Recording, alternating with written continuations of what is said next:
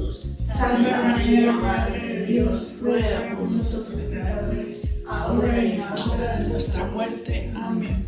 San Gabriel, Ruega por nosotros. San Pablo, Ruega por nosotros. envía, Señor, el Espíritu Santo prometido por tu Hijo para llegar al conocimiento de toda la verdad. Amén. Bienvenidos todos a la clase de hoy. De una vez les pedimos, cuando ya vayan a ver la clase a YouTube, que de una vez le den me gusta. Si ya nos conocen, pues confíen. Entonces ya de una vez den me gusta, y los nuevos que se suscriban, porque hoy en el YouTube con frecuencia llegan nuevos. Así que se suscriban y que compartan. Hoy vamos a estudiar la carta de San Pablo a los Colosenses y la carta de San Pablo a Filemón. Como siempre, vamos a leer algunas notas de nuestro libro de lecciones bíblicas de don José Miguel Miranda. Y nos dice que Colosas era una ciudad pequeña, situada en las márgenes del río Licos, cerca de Laodicea y Hierápolis. Sin embargo, por su envidiable posición geográfica, corrían en la población ideologías contrapuestas. Acordémonos que estamos en Grecia, ¿verdad? Y son muy famosos los filósofos griegos, aún ahora son muy famosos. Entonces había muchas filosofías que influenciaban al cristianismo. Epafras, colaborador de Pablo, había evangelizado ya esta ciudad, y él habla al apóstol del amor de los colosenses, del peligro que suponía para ellos la enseñanza de algunos errores. Por este motivo, Pablo se anima y le escribe esta carta. Epafras es el fundador de esta comunidad, Epafras. Y Epafras es el que va a visitar a San Pablo y le dice, ¿verdad?, la situación en que está la comunidad, y por eso él empieza a escribir. La verdad es que nosotros tenemos muchos autores fabulosos gracias a las malas doctrinas que intentaban influir la fe cristiana, porque cada error había un teólogo, 2 o 3 que lo combatían y se sentaban a estudiar, a reflexionar para combatir esos errores. La carta solo tiene 4 capítulos, entonces vamos a intentar ver hoy también la carta a Filemón, porque solo tiene un capítulo y solo tiene un punto específico. Entonces vamos a tratar de estudiar las 2 hoy. Se divide como siempre en 3 partes. Primero el saludo, la acción de gracias y la súplica, y luego en el cuerpo de la doctrina habla de la primacía de Cristo, la participación de los colosenses en la salvación, el trabajo de Pablo al servicio de los gentiles. Todo esto en el capítulo 1. En el capítulo 2 habla de la preocupación de San Pablo por la fe de los colosenses. Y luego, todavía al final del capítulo 2, la verdadera fe en Cristo y las vanas filosofías. A mí me ha gustado mucho estudiar filosofía, y también las filosofías orientales me gusta mucho estudiarlas. Y tiene que tener uno ya formación suficiente y conciencia suficiente para que no contaminen su cristianismo. Entonces esto es importante.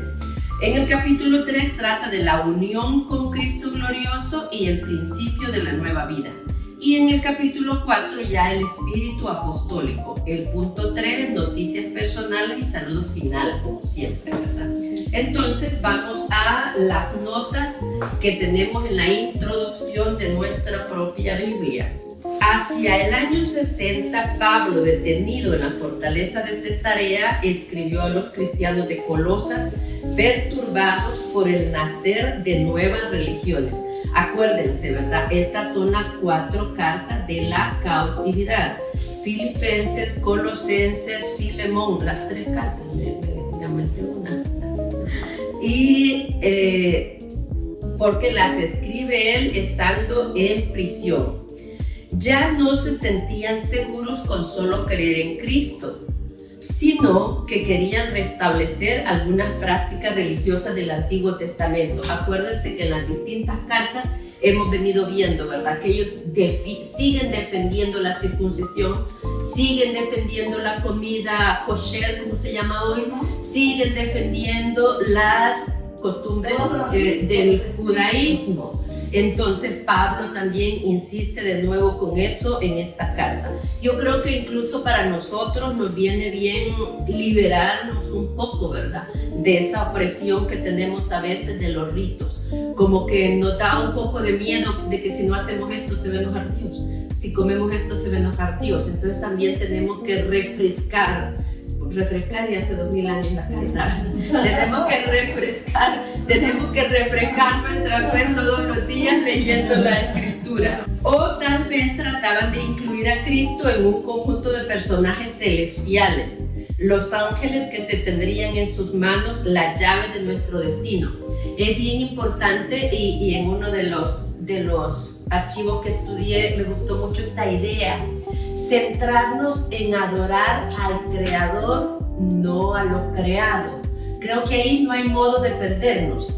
Los ángeles son creados, entonces no vamos a adorar a la criatura. Nosotros somos creados, entonces creo que ahí lo podemos definir muy bien. Adorar al Creador, no a lo creado, que nos pasaría con la naturaleza, ¿verdad? La naturaleza es una creación de Dios, entonces adoramos a través de la naturaleza al Creador. Muy bien. Algo faltaba en el conjunto de sus comportamientos, integrados en el Imperio Romano, que había impuesto su paz a todo el mundo occidental, pero que ahogaba la vida propia de los diversos pueblos. Trataban de refugiarse en lo espiritual. Doctrinas secretas ofrecían guiar a sus perfectos, entre comillas, a un estado superior, porque la cultura griega buscaba la perfección del hombre, ¿verdad? Entonces por eso dice aquí entre comillas a los perfectos, y nosotros imitamos a Cristo, no ningún modelo de perfección humana.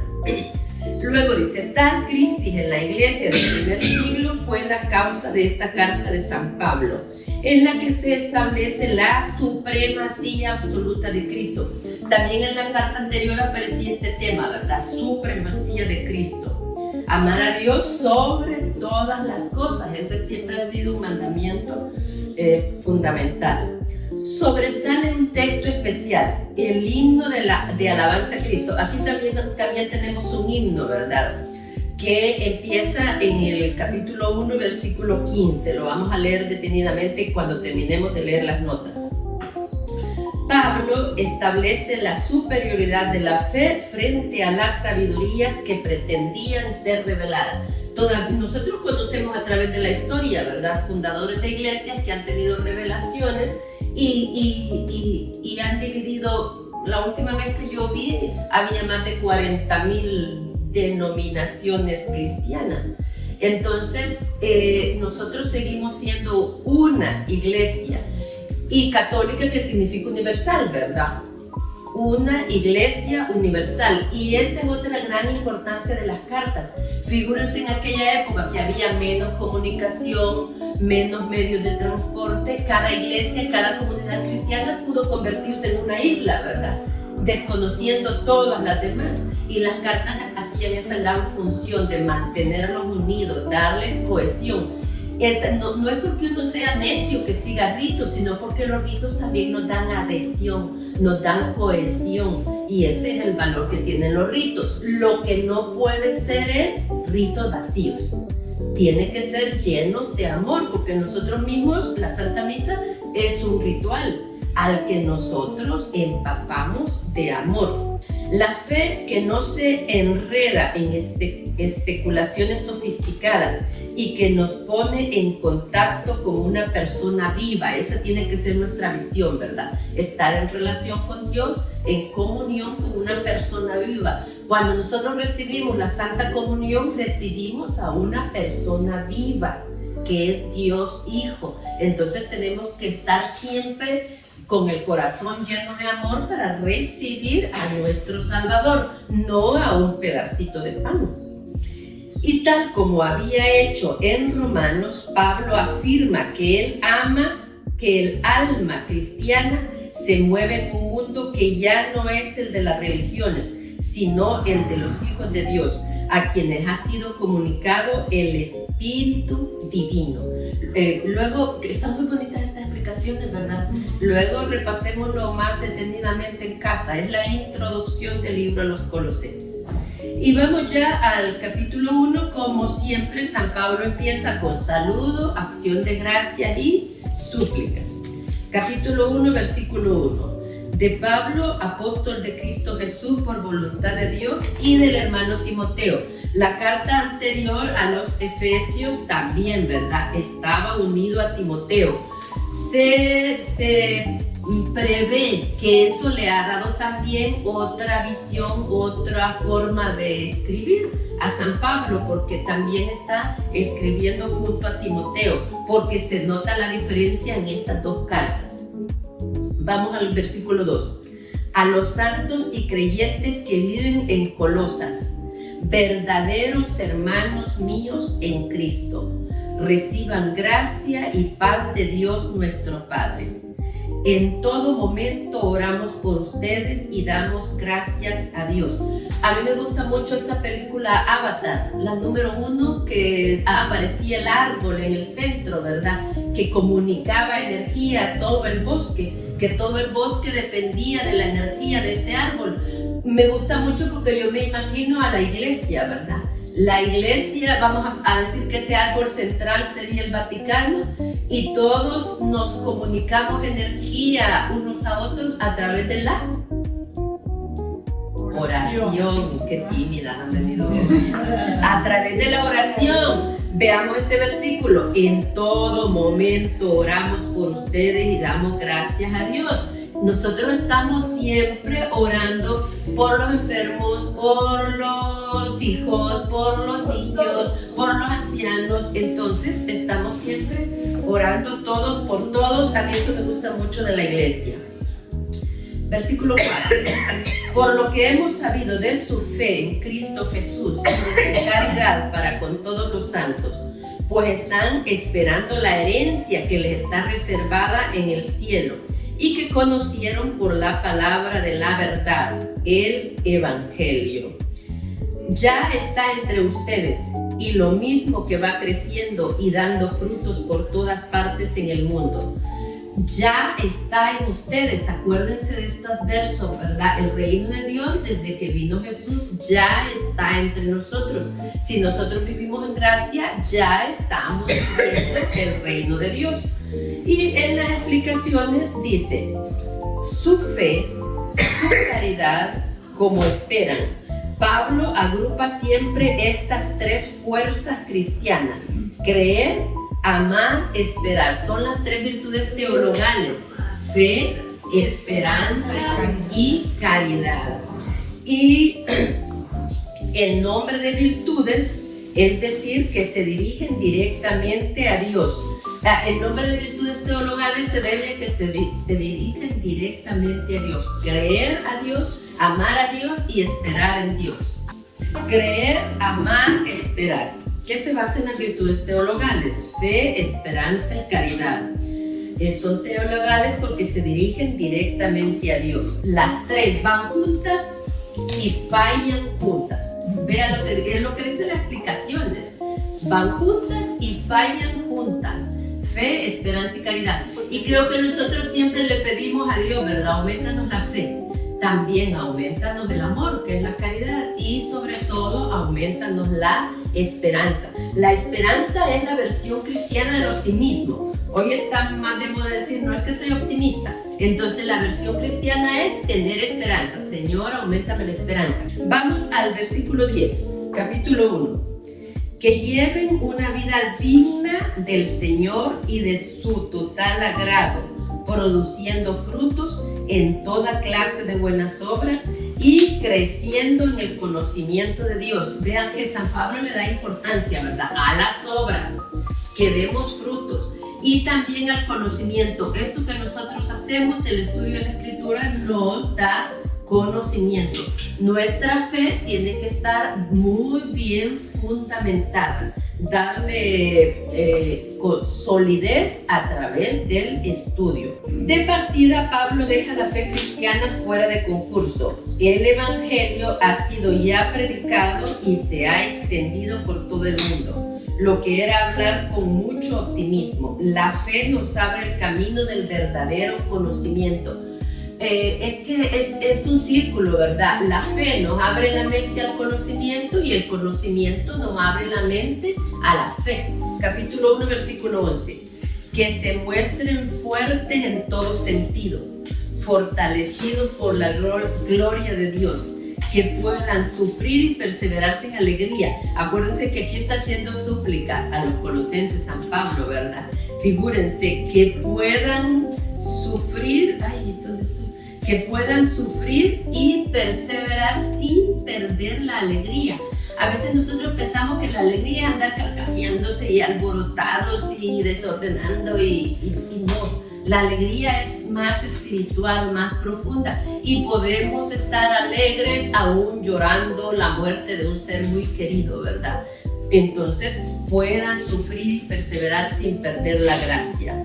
Vamos al himno que empieza en el versículo 15. Cristo es el principio de todo. Y aquí lo que vemos es la primacía de Cristo, ¿verdad?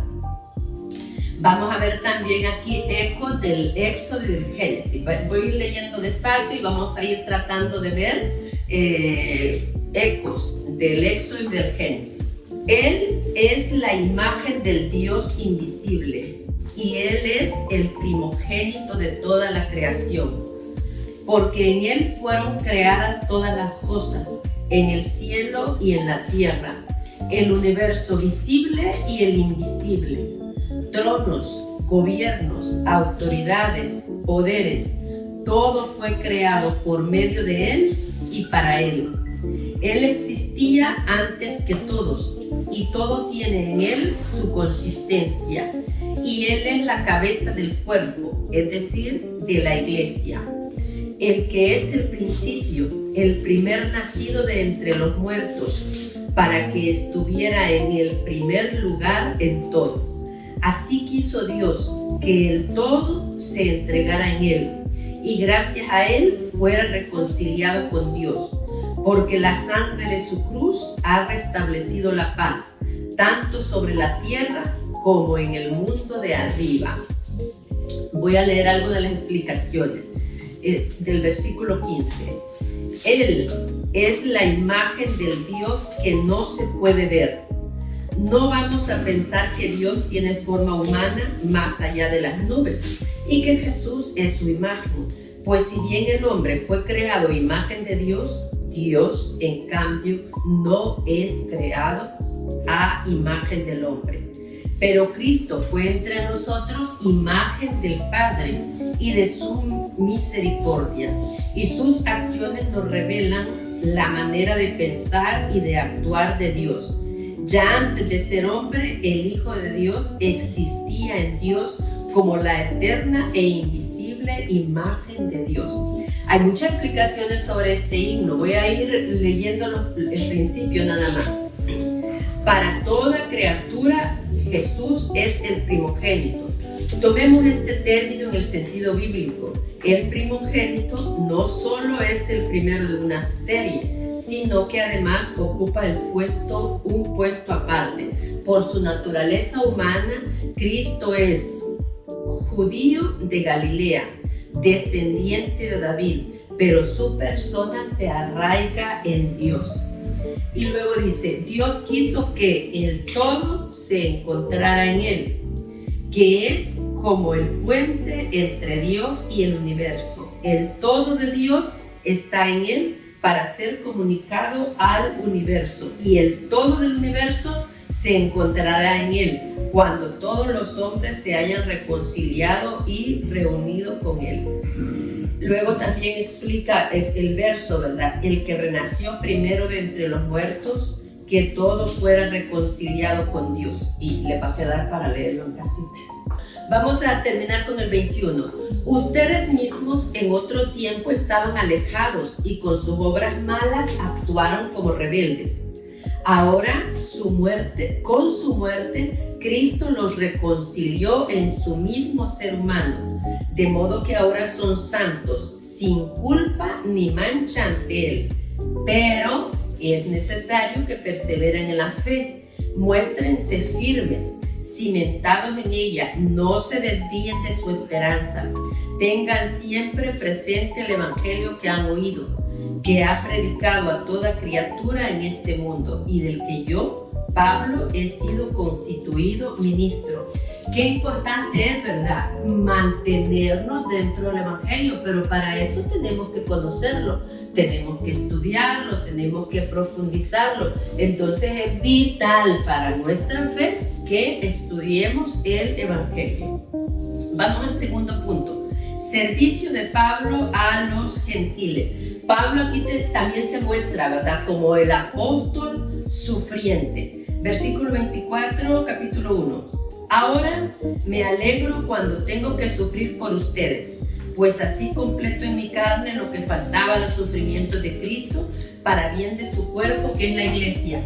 Este es uno de las citas bíblicas que fundamentan el sufrimiento humano. ¿Por qué nosotros sufrimos?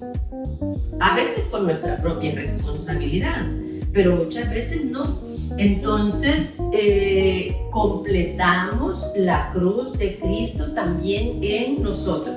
Y para que nos quede más claro, voy a leerlo en las explicaciones. Completo lo que falta a los sufrimientos de Cristo. Después de la muerte de Cristo, faltaría algo en la salvación del mundo si sus seguidores y sus apóstoles no encontraran, a su vez, pruebas y sufrimiento a imitación de Cristo, ¿verdad? También nosotros tenemos pruebas y sufrimientos.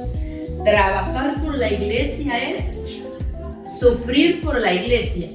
Vamos entonces al capítulo 2, versículo 1. Quiero que sepan cuán duro es el combate que debo soportar por ustedes, por los de la Odisea y por tantos otros que jamás me han visto. Acaba de decirnos, ¿verdad?, que completa en su propia carne los sufrimientos de Cristo. Y es cierto, pues también sufre por todas las comunidades cristianas. Entonces, por eso les escribe a los colosenses: ni me conocen, pero sufro por ustedes. Versículo 2, capítulo 2, versículo 2. Pido que tengan ánimo y que se afiancen en el amor y que tengan plenamente desarrollados los dones de entendimiento para que puedan penetrar en el gran secreto de Dios, que es Cristo. Vean, los deseos de San Pablo para sus comunidades, ¿verdad? Que tengan plenamente desarrollados los dones, los carismas del Espíritu Santo. Y aquí específicamente dice, ¿verdad?, del don del entendimiento. Pide para sus hijos espirituales el don del entendimiento. Versículo 3. En Él están escondidas todas las riquezas de la sabiduría y del entendimiento. Versículo 5. Aunque estoy corporalmente lejos, mi espíritu está con ustedes y me alegro al ver el equilibrio y la solidez de su fe en Cristo. En realidad Epafras le ha llevado buenas noticias, ¿verdad?, de lo bueno que hay en la iglesia de Colosas, pero de los riesgos que corren de ser confundidos con otras filosofías o con el politeísmo, el misticismo, el judaísmo. Entonces, eso es lo que encontramos en esta carta. Versículo 6. Han recibido a Cristo Jesús como el Señor. Tomen pues su camino.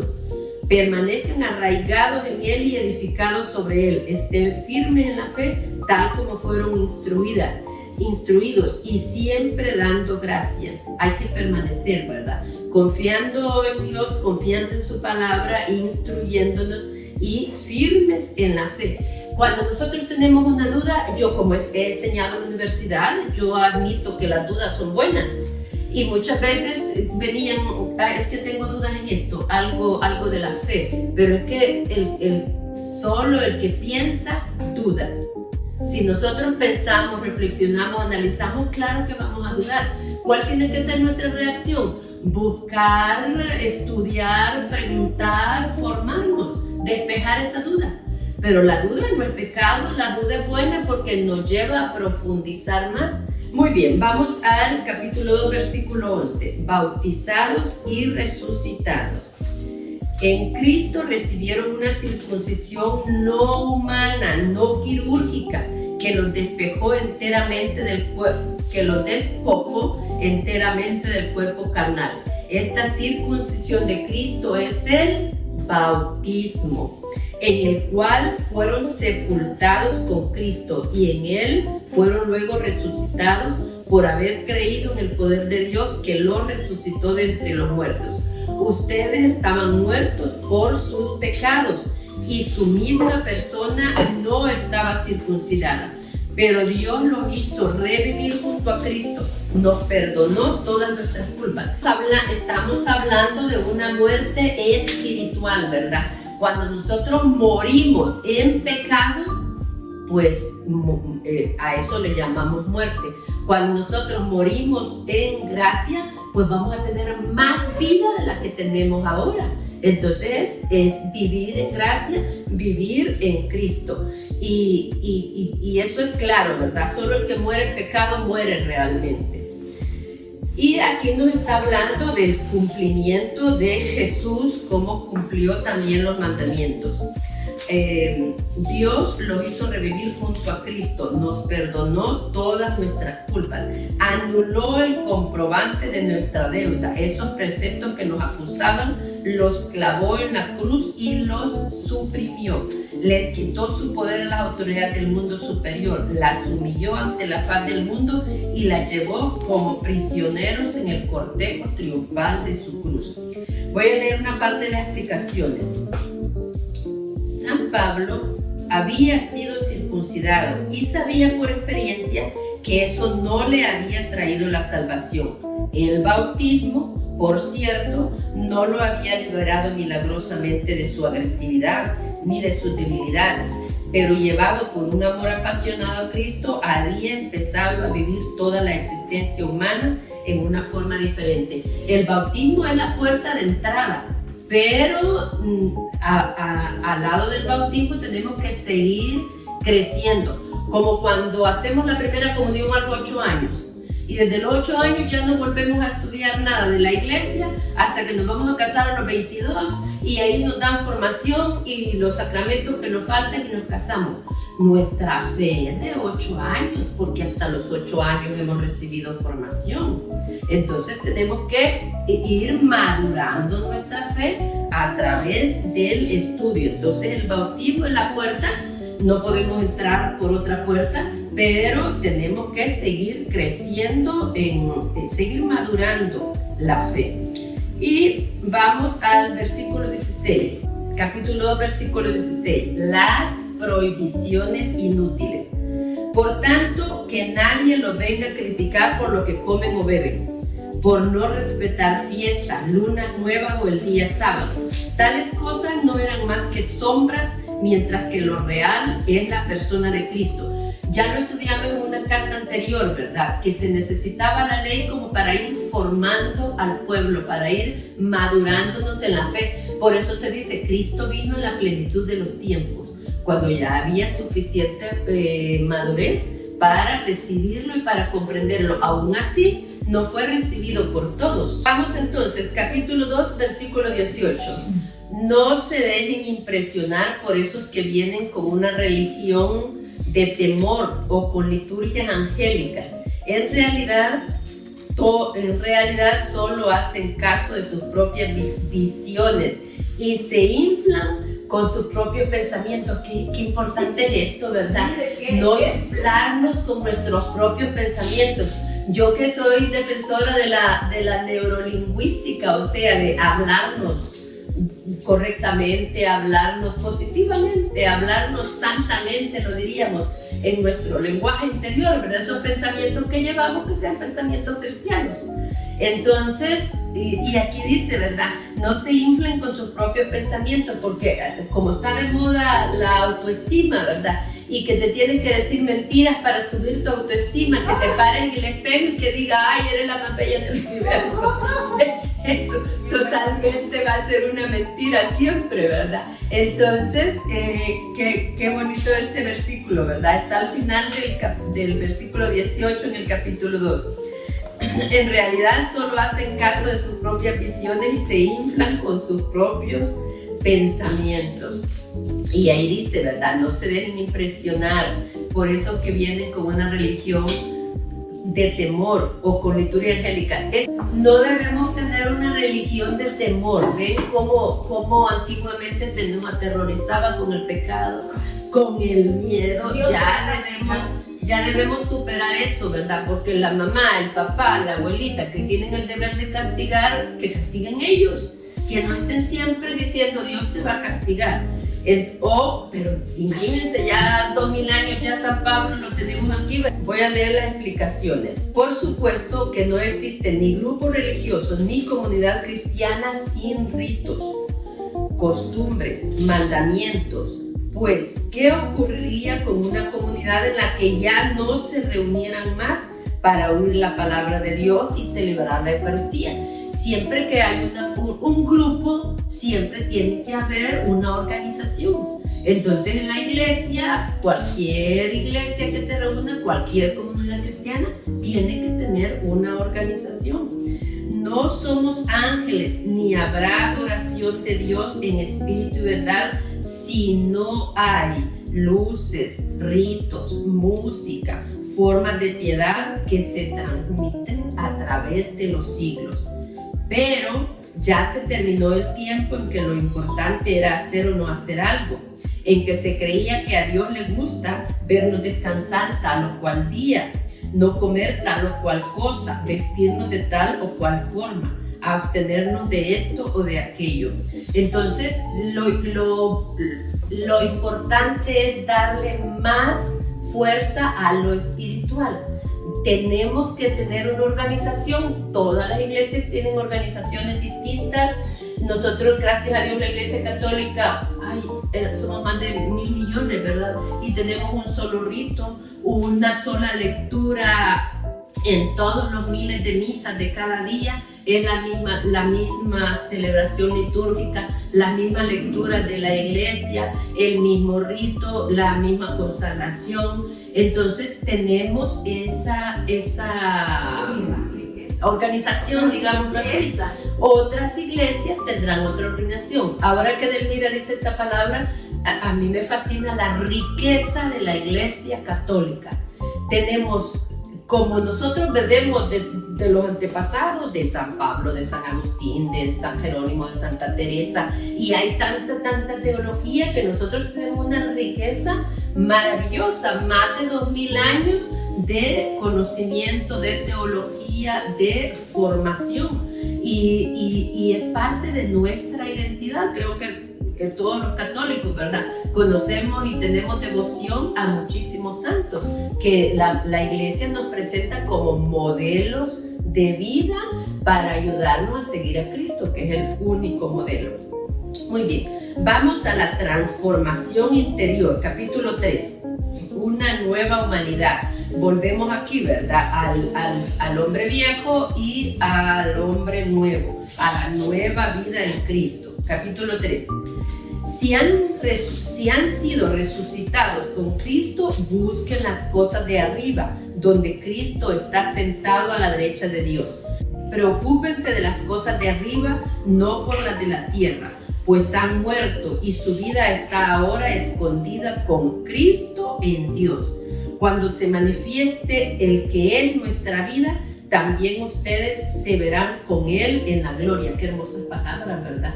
Esto sí que da esperanza. Imagínense, estamos ahí escondiditos con Cristo al lado de Dios. Esto a mí me aumenta la esperanza.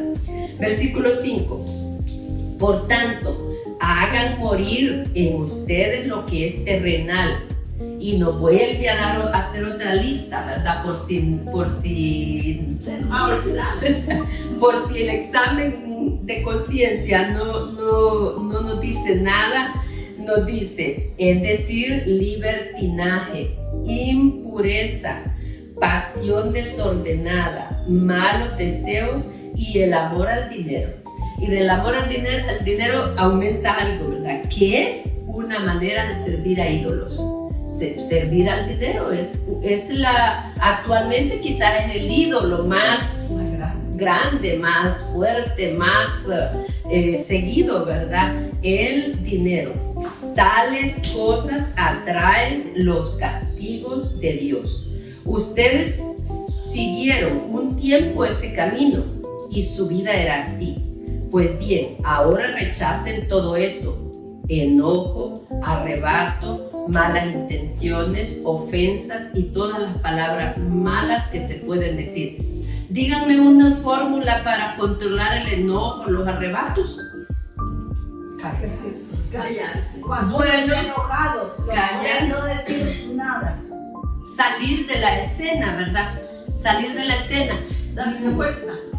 Creo que o Platón o Sócrates a Platón, uno de ellos fue discípulo del otro, ¿verdad? Y le decía, si no estuviera tan enojado, te corregiría ahora mismo. Figúrense, si no estuviera tan enojado, te corregiría en este mismo momento. Qué bonito decirle eso a los hijos, ¿verdad? O a los nietos ahora, a los pequeños. Así, si no estuviera tan enojado, te corregiría ahora mismo. Pero estoy muy enojado. Entonces mejor no digo me voy a pasar, entonces mejor nos vemos luego. Después hablamos. Sí. Vamos al versículo 9, capítulo 3. Pónganse el vestido nuevo. Ay, qué bonito, ¿verdad? A mí me gusta estrenar, yo quisiera estrenar todos los días. Ya la vimos, un desfile de moda, señora guapa. Yo quisiera estrenar todos los días. Pónganse el vestido nuevo. No se mientan unos a otros. Ustedes se despojaron del hombre viejo y de sus vicios y se revistieron del hombre nuevo que no cesa de renovarse a la imagen de su creador hasta alcanzar el perfecto conocimiento. Ahí no se hace distinción entre judío y griego, circunciso e incircunciso, extranjero, bárbaro, esclavo, libre, sino que Cristo es todo en todos. Qué hermoso, ¿verdad? Cristo es todo en todos. En Cristo todos somos hermanos, todos somos una sola iglesia, todos somos un solo cuerpo. Continuamos. Pónganse pues el vestido que conviene a los elegidos de Dios, su santo muy querido. Está hablando de nosotros. La compasión tierna, la bondad, la humildad, la mansedumbre y la paciencia. Sopórtense y perdónense unos a otros. Si uno tiene motivo de queja contra otro, como el Señor los perdonó, a su vez ustedes hagan lo mismo, ¿verdad? Entonces, ¿perdonar cuántas veces? 70 veces 100. ¿Qué significa? Siempre, ¿verdad? Entonces es importante tener esto en cuenta. Vamos al versículo 14. Por encima de esta vestidura pondrán como cinturón el amor. Imagínense, ¿verdad? Por encima de esta vestidura pondrán por cinturón el amor, que el amor hace que uno comprenda a la otra persona. Si uno no ama o tiene afecto o cierta simpatía por la persona, todo le parece feísimo de esa persona. Entonces eso es lo que nos hace comprender, ponernos en sus zapatos, el que le tengamos algo de afecto. Voy a iniciarlo de nuevo. Por encima de esta vestidura pondrán como cinturón el amor, que lo hace todo perfecto. Así la paz de Cristo reinará en sus corazones, pues para esto fueron llamados y reunidos. Finalmente sean agradecidos. Recomendaciones de San Pablo, ¿verdad? Hay que ser agradecidos. Todos los días tenemos muchísimo más de lo que necesitamos. Yo tengo una hermana religiosa y dice, te voy a pedirle a Dios por tus necesidades. Le digo, no, porque me va a quitar. Versículo 16. Que la palabra de Cristo habite y se sienta a gusto en ustedes. Tengan sabiduría para que puedan enseñar y aconsejar unos a otros. Aquí está la cita que yo adelanté la semana pasada. Canten a Dios de todo corazón y con gratitud salmos, himnos y alabanzas espontáneas. Yo les he dicho muchas veces esto, ¿verdad? Que los versitos, los coros de las alabanzas durante la misa, nos las aprendamos coritos y vamos a llevar siempre en la mente una alabanza que es una oración y vamos a ir también alegrándonos. Y fíjense, esto es el reflejo de Cristo. Canten a Dios de todo corazón y con gratitud, salmos, himnos y alabanzas espontáneas. Hay muchas alabanzas que están inspiradas en pasajes bíblicos, entonces es ir recitando la Biblia. Y la alabanza tiene la gracia de que se aprende más rápido. Nos aprendemos más rápido un canto que un texto. Entonces también aprendamos alabanzas. Y todo lo que puedan decir o hacer, háganlo en el nombre del Señor Jesús, dando gracias a Dios Padre por medio de Él. Bueno, voy a leer unas pequeñas explicaciones nada más del capítulo 3, versículo 9. Mientras el hombre viejo es un egoísta, esclavizado por sus pasiones, el hombre nuevo se caracteriza por su actitud comunitaria, siempre preocupado por los demás y vive con el corazón agradecido. Por lo menos esto, ¿verdad? Vivir con el corazón agradecido. Vamos al versículo 18. Jesús es Señor del hogar. Si vieron el video que les envié, los dibujitos son muy bonitos, ¿verdad? Cuando el marido es cabeza del hogar y los tiene sometidos a todos. Y cuando Jesús es cabeza del hogar y los tiene abrazados a todos, ¿verdad?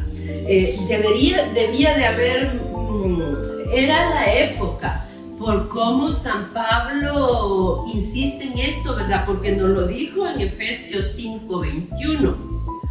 Nos dijo, ¿verdad?, cómo comportarse los maridos, las esposas, los hijos. Entonces, en realidad había mucha opresión del marido, no del 100%, estamos hablando de que era la cultura, ¿verdad?, en que había mucha opresión hacia la mujer, hacia los hijos, hacia los siervos, hacia los esclavos.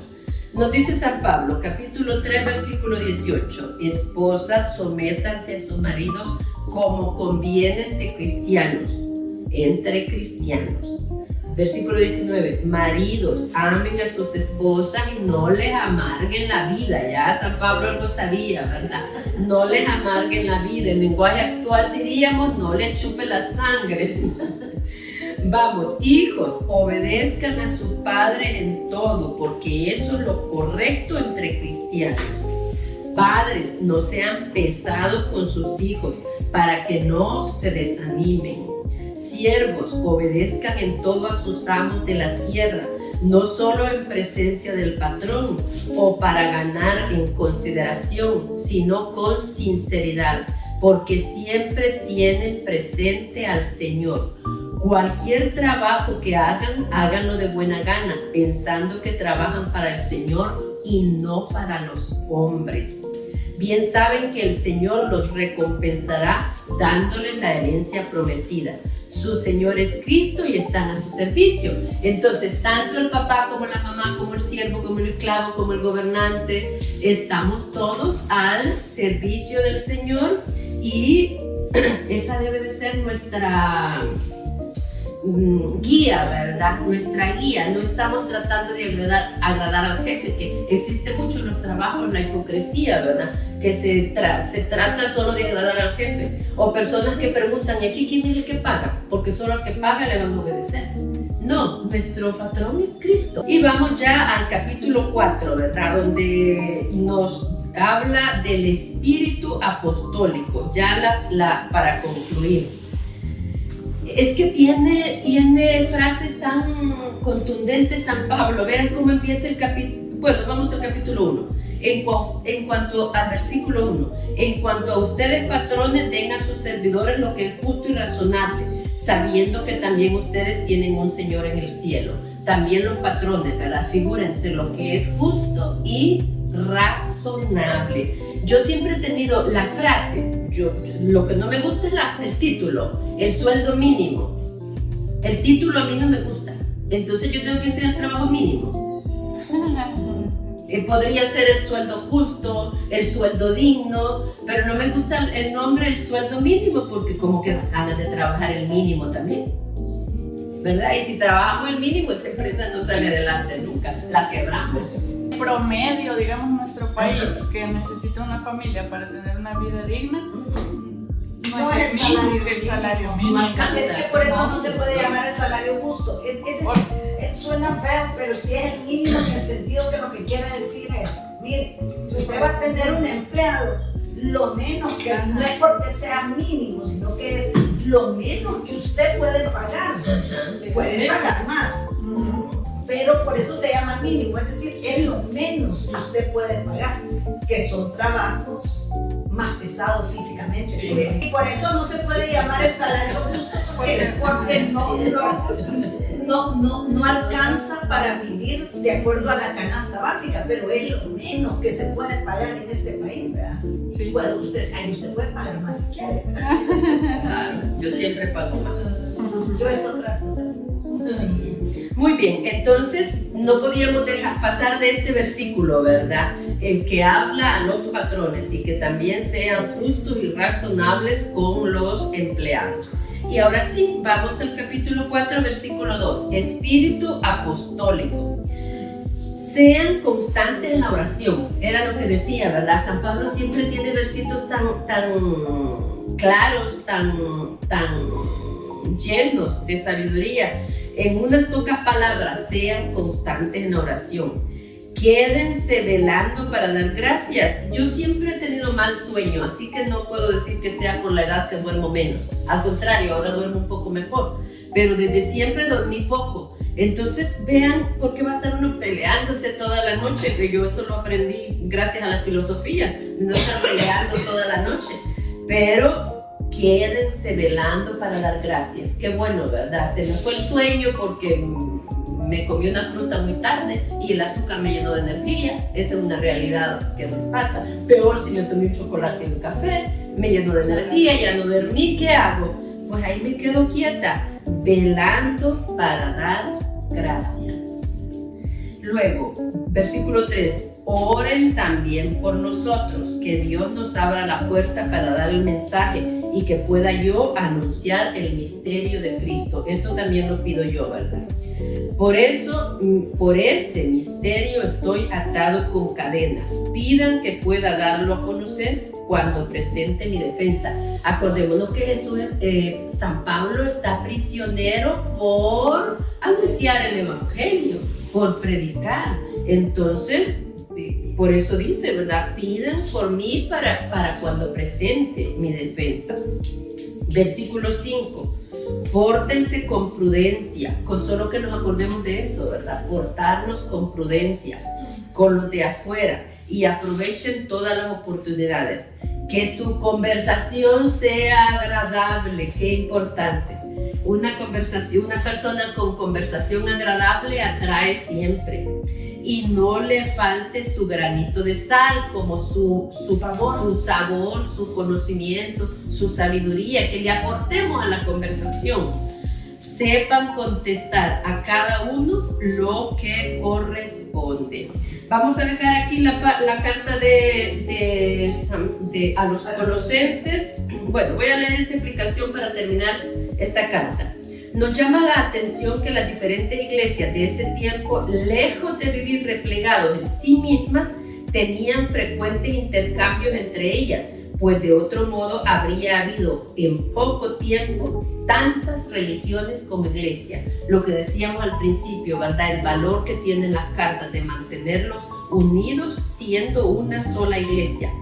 En un momento en que parecía difícil guardar la unidad, A causa de las distancias y de las diferencias de pueblos, la fuerza que mantuvo la unidad, más que la organización rígida, fue el sentido profundo que tenían todos de la iglesia, que era una comunión. O sea, una comunidad animada por el Espíritu de Cristo. Por eso hace tanto énfasis San Pablo en la unidad, en mantenerse unidos en Cristo. Y muchas veces nos dicen los predicadores, ¿verdad? No se fijen en mí porque los voy a defraudar siempre. Sigan a Cristo. Amén. Es que vamos a seguir con la carta a Filemón porque solo tiene un capítulo. Entonces, vamos ahora con la carta a Filemón. Básicamente es un solo punto. Filemón era discípulo de Pablo y, según parece, le escribió esta carta al mismo tiempo que a los colosenses, los cuales se reunían en su casa. En su carta es una carta simpática que nos demuestra las relaciones personales entre dos apóstoles cristianos. Esta epístola es tan breve que solo tiene 25 versículos. Inicia con el saludo, acción de gracias y ruego. Intercede a favor de Onésimo y luego da recomendaciones finales. ¿Les suena a Onésimo? ¿Verdad? A pesar de que es una carta tan pequeña, creo yo que la tenemos muy presente, ¿verdad? De las lecturas bíblicas que hacemos en la misa.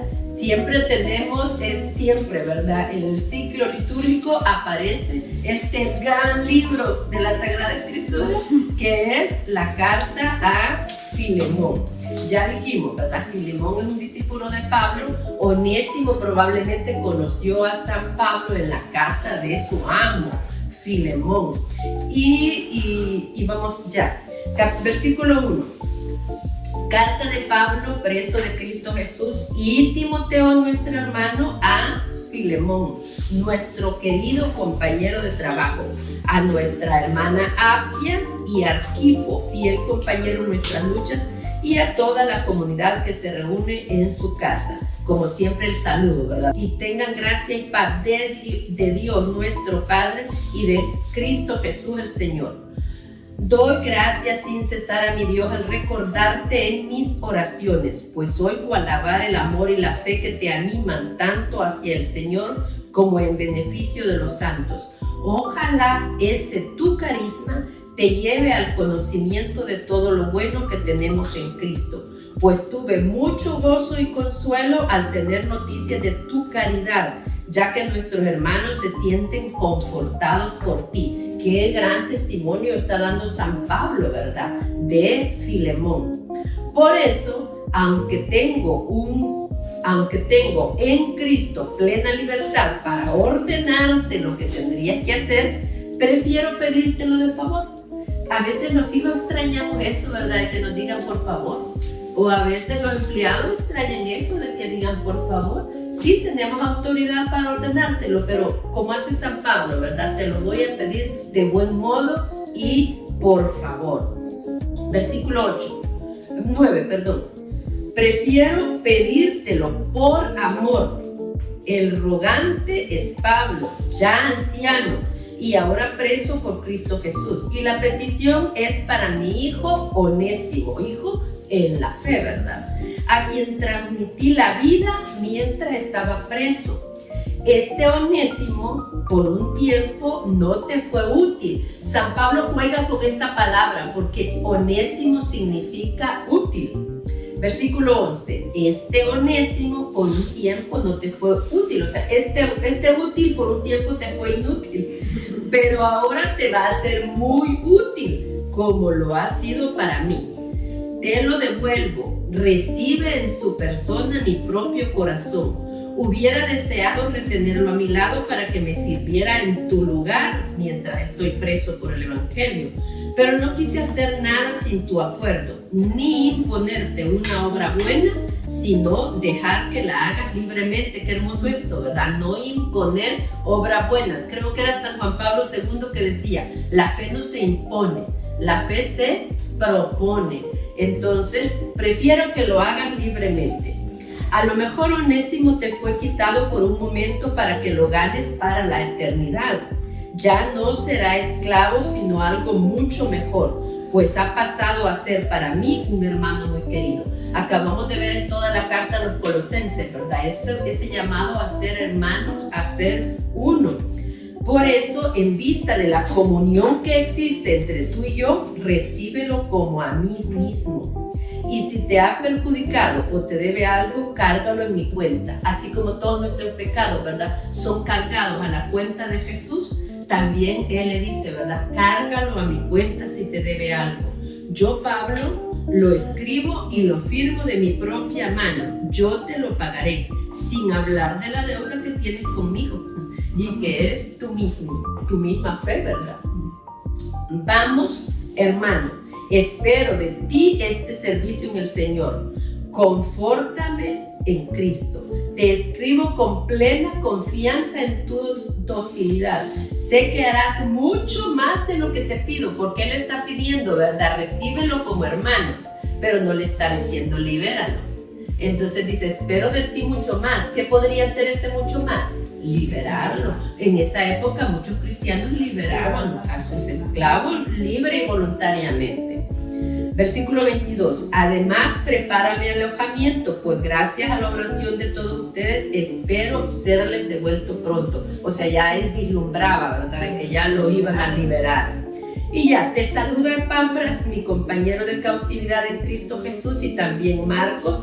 Marcos aquí ya está con Pablo. Acuérdense que Marcos se disgustó, San Pablo se disgustó con San Marcos ahora, ¿verdad?, porque los había dejado a medio viaje, pero ya volvieron a reconciliarse y trabajan juntos. Te saluda Epafras, mi compañero de cautividad en Cristo Jesús, y también Marcos, Aristarco, Demas y Lucas, mis ayudantes. Que la gracia de Cristo Jesús el Señor esté con ustedes. Amén. Voy a leer una de las explicaciones nada más. Los cristianos, guiados por su fe, se negaban a tratar a los esclavos como objetos. Explicación. Muchas personas piensan que la comunidad cristiana no tiene nada que decir en lo que se refiere a sus responsabilidades en la sociedad. Pero aquí vemos por el contrario cómo Pablo compromete a toda la comunidad en el problema de Filemón. La iglesia sí tiene mucho que decir a sus fieles respecto a los problemas del entorno social. Por eso tenemos mártires, porque han guiado al pueblo, han abierto los ojos al pueblo, y sí tiene la obligación la iglesia, no de hacer política partidarista, pero sí de formar y guiar a su pueblo. Muy bien, ¿algo que decir de Filemón? ¿De los colosenses? Bueno, pues terminamos. Muchas gracias. Acuérdense de compartir, de dar me gusta y los nuevos, de suscribirse, porque ya los antiguos están todos suscritos. Dios te salve María, llena de gracia, el Señor es contigo, bendita tú eres entre todas las mujeres y bendito es el fruto de tu vientre, Jesús. Santa María, Madre de Dios, ruega por nosotros pecadores, ahora y en la hora de nuestra muerte. Amén. Santa María, esperanza nuestra, esclava del Señor, ruega por nosotros.